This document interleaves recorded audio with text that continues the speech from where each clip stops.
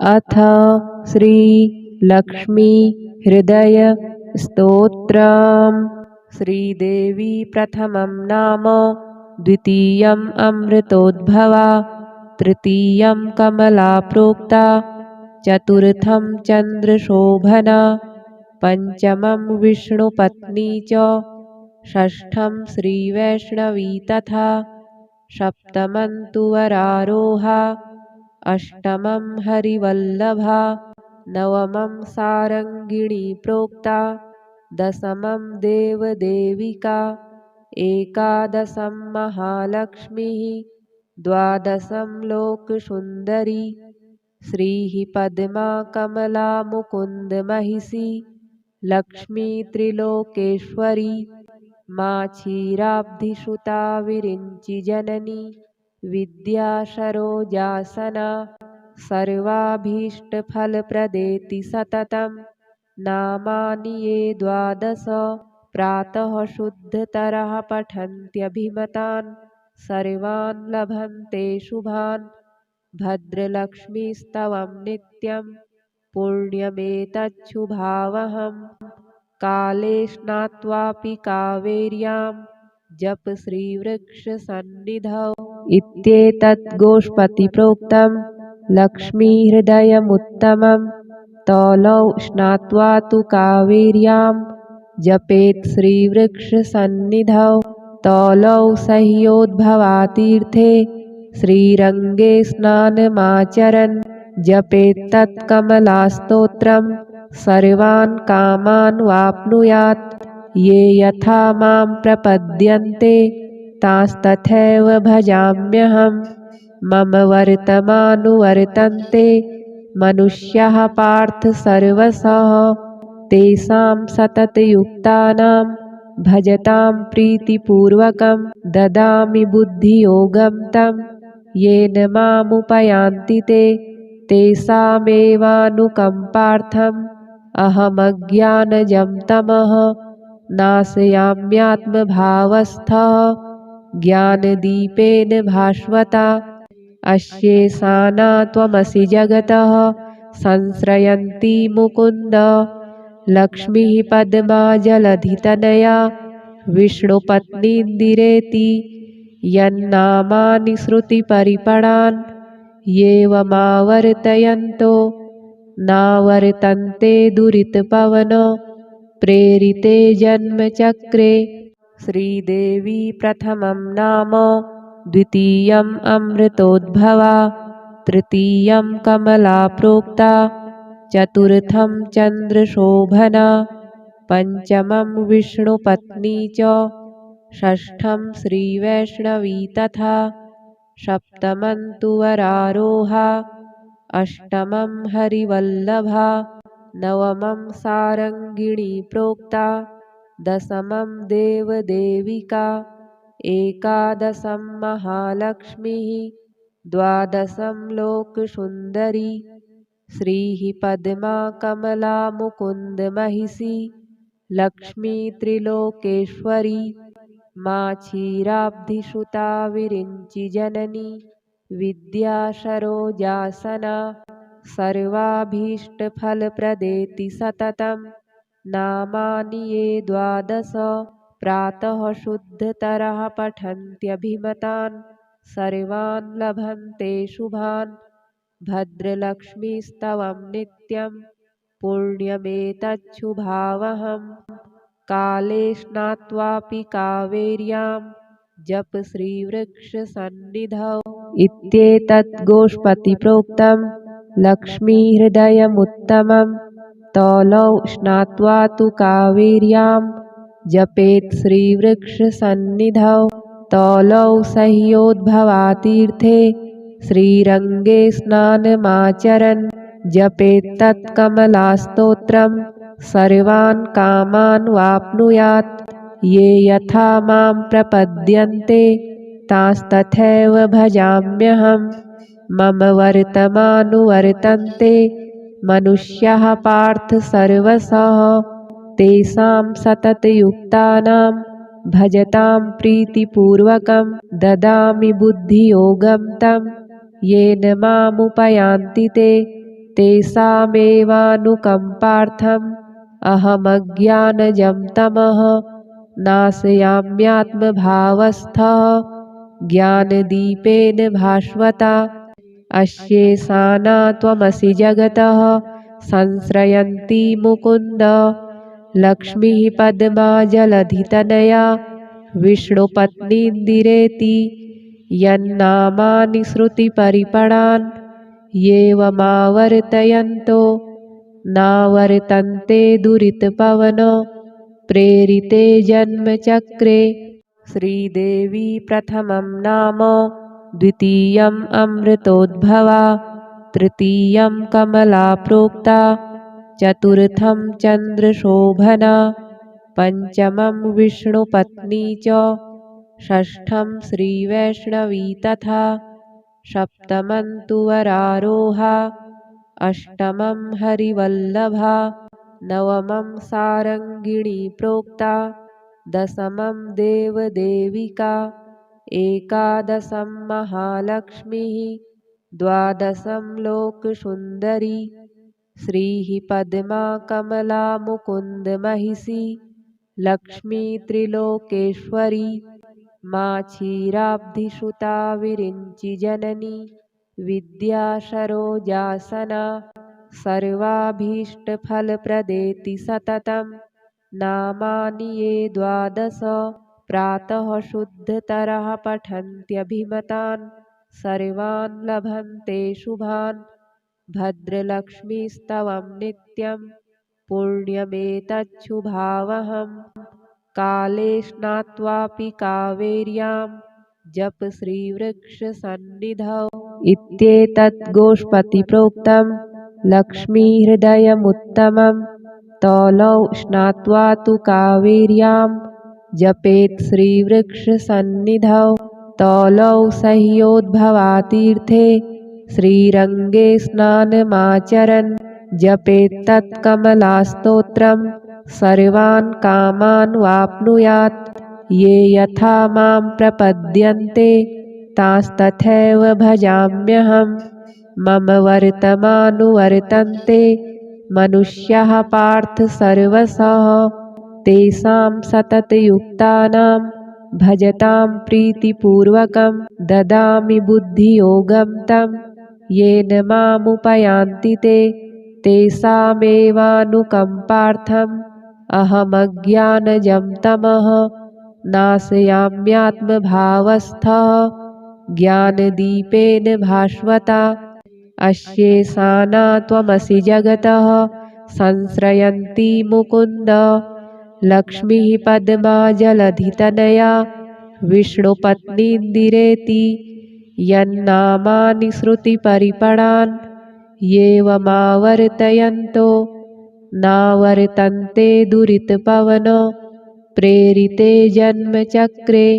श्रीदेवी प्रथमं नाम द्वितीयम् अमृतोद्भवा तृतीयं कमला प्रोक्ता चतुर्थं चन्द्रशोभना पंचमं विष्णुपत्नी च षष्ठं श्रीवैष्णवी तथा सप्तमं तु वरारोहा अष्टमं हरिवल्लभा नवमं सारङ्गिणी प्रोक्ता दशमं देवदेविका एकादशं महालक्ष्मीः द्वादशं लोकसुन्दरी श्रीः पद्मा कमला मुकुन्दमहिषी लक्ष्मी त्रिलोकेश्वरी माँ क्षीराब्धिसुता विरिञ्चिजननी विद्या सरोजासना सर्वाभीष्टफलप्रदेति सततं नामानि ये द्वादश प्रातः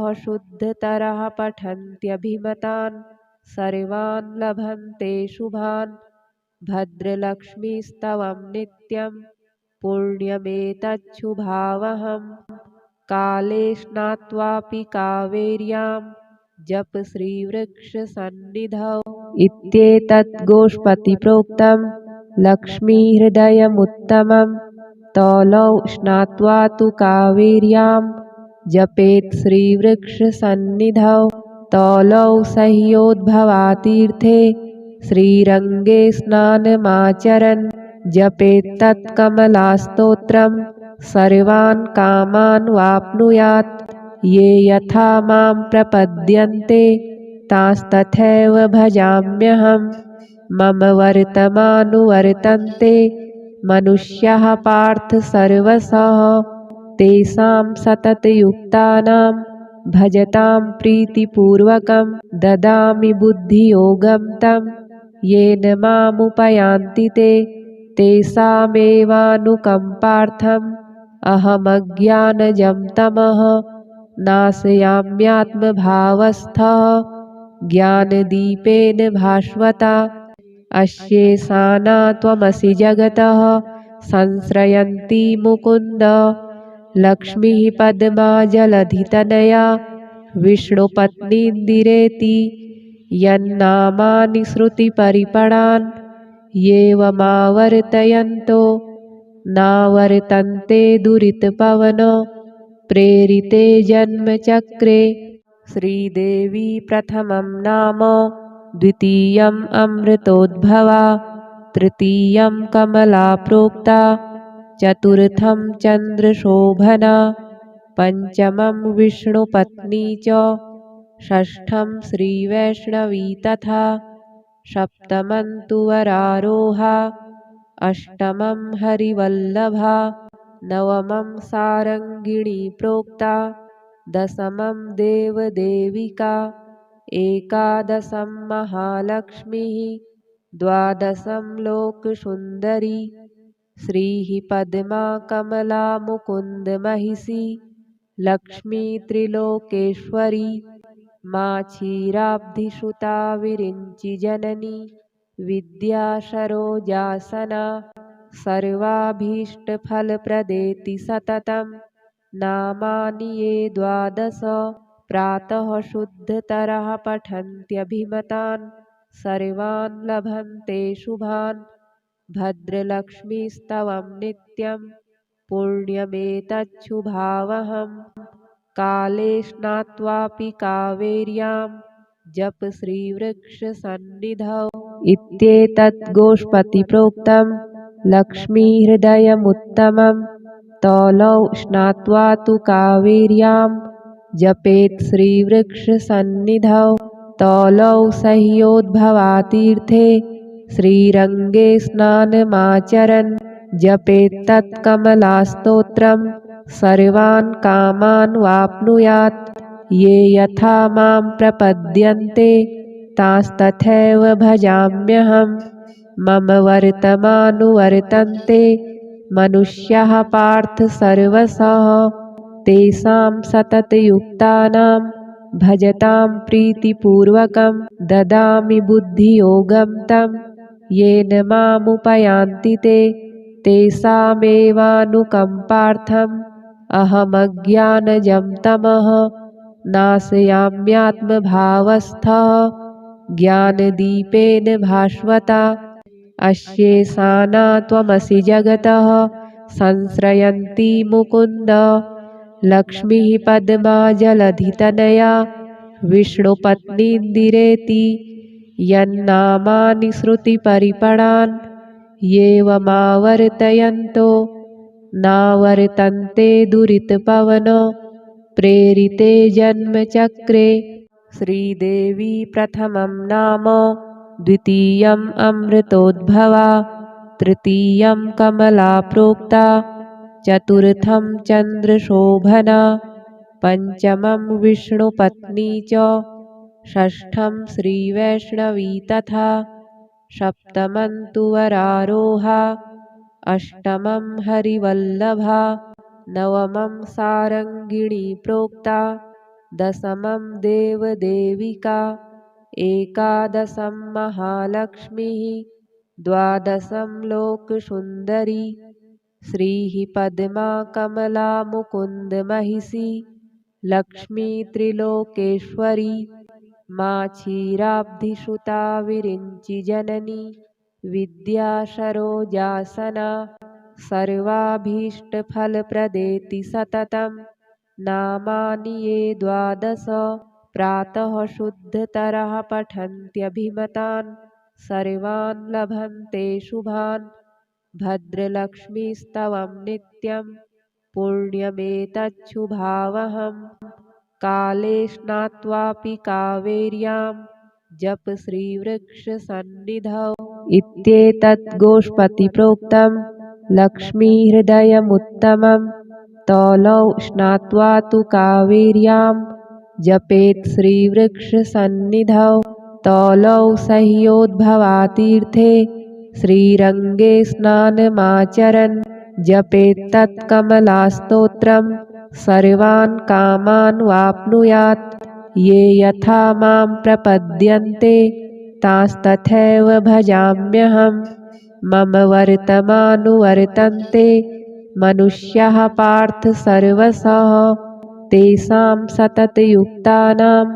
भजतां प्रीतिपूर्वकं ददामि बुद्धियोगं तं येन मामुपयान्ति ते तेषामेवानुकम्पार्थम् अहमज्ञानजं तमः नाशयाम्यात्मभावस्थः ज्ञानदीपेन भास्वता अश्येषाना त्वमसि जगतः संश्रयन्ती मुकुन्द लक्ष्मीः पद्मा जलधितनया विष्णुपत्नीन्दिरेति यन्नामानि श्रुतिपरिपणान् येवमावर्तयन्तो नावर्तन्ते दुरितपवनो प्रेरिते जन्मचक्रे श्रीदेवी प्रथमं नाम द्वितीयम् अमृतोद्भवा तृतीयं कमला प्रोक्ता चतुर्थं चन्द्रशोभना पञ्चमं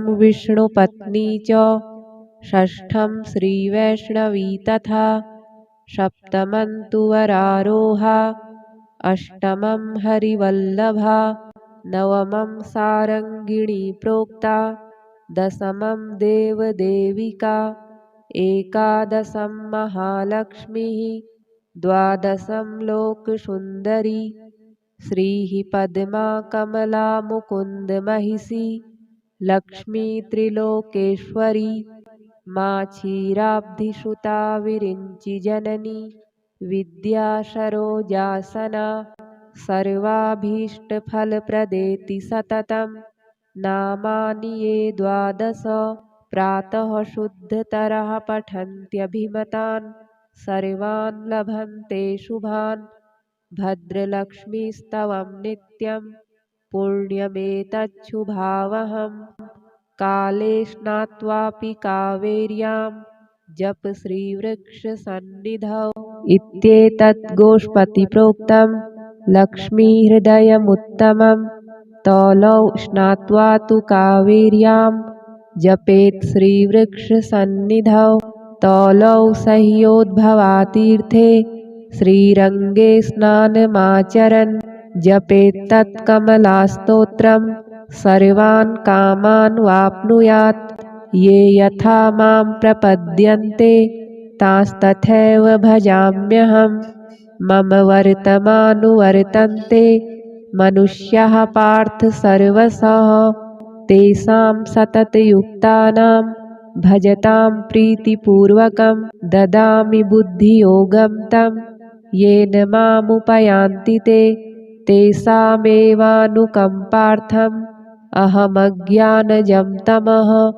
नाशयाम्यात्मभावस्थः ज्ञानदीपेन भास्वता अश्येषाना त्वमसि जगतः संश्रयन्ती मुकुन्द लक्ष्मीः पद्मा जलधितनया विष्णुपत्नीन्दिरेति यन्नामानि श्रुतिपरिपणान् येवमावर्तयन्तो नावर्तन्ते दुरितपवनो प्रेरिते जन्मचक्रे श्रीदेवी प्रथमं नाम द्वितीयम् अमृतोद्भवा तृतीयं कमला प्रोक्ता चतुर्थं चन्द्रशोभना पञ्चमं विष्णुपत्नी च षष्ठं श्रीवैष्णवी तथा सप्तमं तु वरारोहा अष्टमं हरिवल्लभा नवमं सारङ्गिणी प्रोक्ता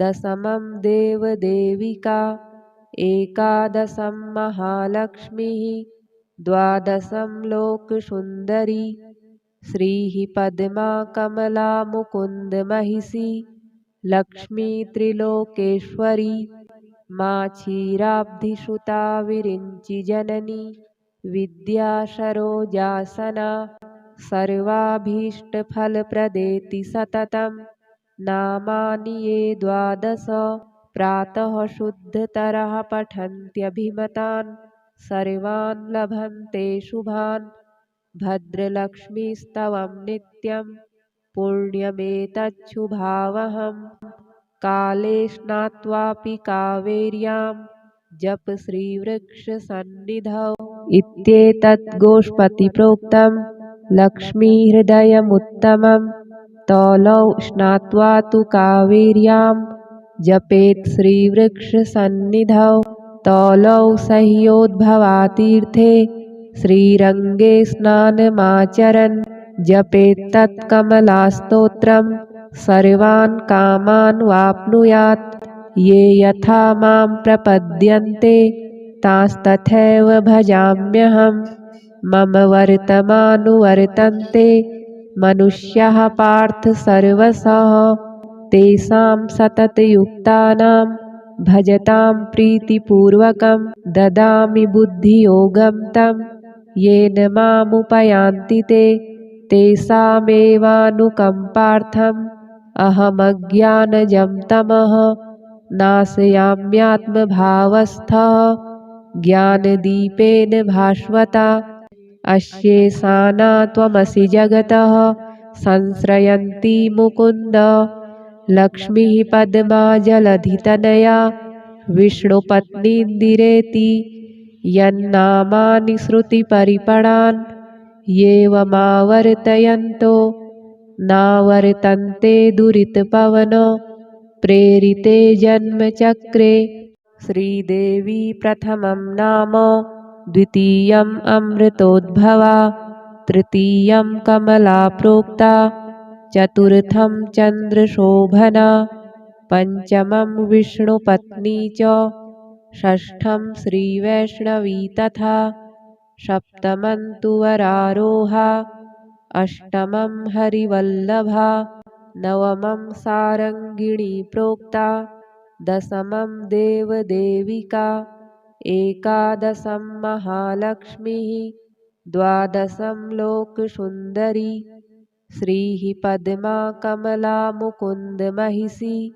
लक्ष्मी त्रिलोकेश्वरी मा क्षीराब्धिसुता विरिञ्चिजननी विद्या सरोजासना सर्वाभीष्टफलप्रदेति सततं नामानि ये द्वादश प्रातः शुद्धतरः पठन्त्यभिमतान् सर्वान् लभन्ते शुभान् भद्रलक्ष्मीस्तवं नित्यं पुण्यमेतच्छुभावहम् काले स्नात्वापि कावेर्यां जप श्रीवृक्षसन्निधौ इत्येतत् गोष्पतिप्रोक्तं लक्ष्मीहृदयमुत्तमं तौलौ स्नात्वा तु कावेर्यां जपेत् श्रीवृक्षसन्निधौ तौलौ सह्योद्भवातीर्थे श्रीरङ्गे स्नानमाचरन् जपेत्तत्कमलास्तोत्रं सर्वान् कामान् वाप्नुयात्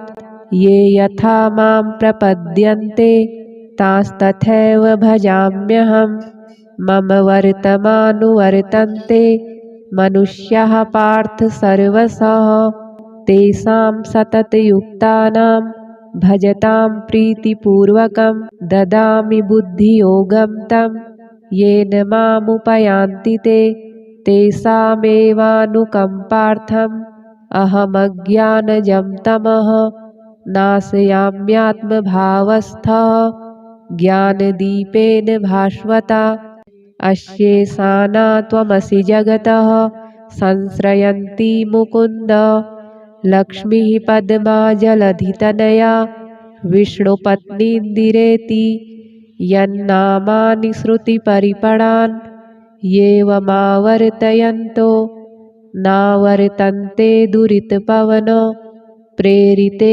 जन्मचक्रे श्रीदेवी प्रथमं नाम द्वितीयम् अमृतोद्भवा तृतीयं कमला प्रोक्ता चतुर्थं चन्द्रशोभना पंचमं विष्णुपत्नी च षष्ठं श्रीवैष्णवी तथा सप्तमं तु वरारोहा अष्टमं हरिवल्लभा नवमं सारङ्गिणी प्रोक्ता दशमं देवदेविका एकादशं महालक्ष्मीः द्वादशं लोकसुन्दरी श्रीः पद्मा कमला मुकुन्दमहिषी लक्ष्मी त्रिलोकेश्वरी मा क्षीराब्धिसुता विरिञ्चिजननी विद्या सरोजासना सर्वाभीष्टफलप्रदेति सततं नामानि ये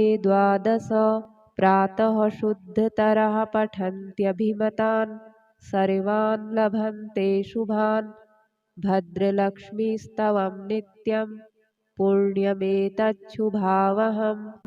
काले स्नात्वापि कावेर्यां जप श्रीवृक्षसन्निधौ इत्येतत् गोष्पतिप्रोक्तं लक्ष्मीहृदयमुत्तमं तौलौ स्नात्वा तु कावेर्यां जपेत् श्रीवृक्षसन्निधौ तौलौ सह्योद्भवातीर्थे श्रीरङ्गे स्नानमाचरन् जपेत्तत्कमलास्तोत्रं सर्वान् कामान् वाप्नुयात् ये यथा मां प्रपद्यन्ते तांस्तथैव भजाम्यहम् मम वर्तमानुवर्तन्ते मनुष्याः पार्थ सर्वशः तेषां सततयुक्तानां भजतां प्रीतिपूर्वकं ददामि बुद्धियोगं तं येन मामुपयान्ति ते तेषामेवानुकम्पार्थम् अहमज्ञानजं तमः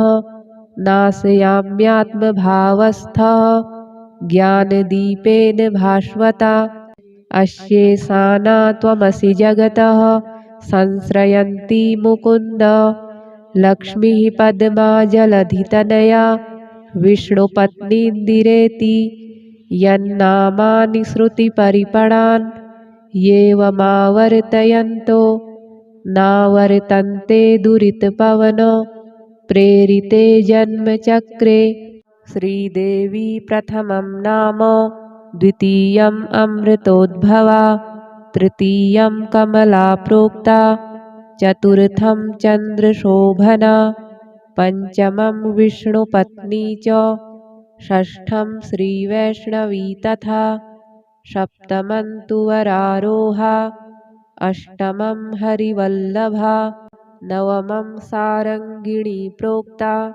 दशमं देवदेविका एकादशं महालक्ष्मीः द्वादशं लोकसुन्दरी श्रीः पद्मा कमला मुकुन्दमहिषी लक्ष्मी त्रिलोकेश्वरी मा क्षीराब्धिसुता विरिञ्चिजननी विद्या सरोजासना सर्वाभीष्टफलप्रदेति सततं नामानि ये द्वादश प्रातः शुद्धतरः पठन्त्यभिमतान् सर्वान् लभन्ते शुभान् भद्रलक्ष्मीस्तवं नित्यं पुण्यमेतच्छुभावहम् काले स्नात्वापि कावेर्यां जप श्रीवृक्षसन्निधौ इत्येतत् गोष्पतिप्रोक्तं लक्ष्मीहृदयमुत्तमं तौलौ स्नात्वा तु कावेर्यां